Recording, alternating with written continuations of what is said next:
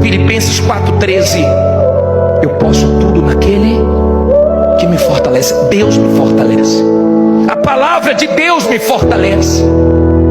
Eu não sou o que falo, eu não sou o que penso. Você não é o que fulano Beltrano disse de você.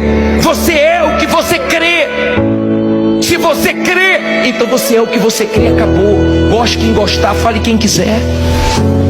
É a maneira de você se ver. Mas mesmo dando tudo errado, confie em Deus.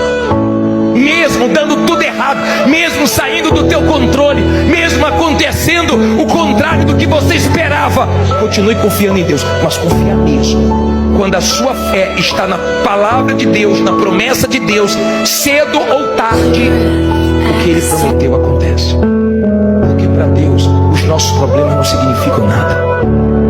Para Deus, aquilo que é dificuldade para nós, para Ele não é nada. Amém?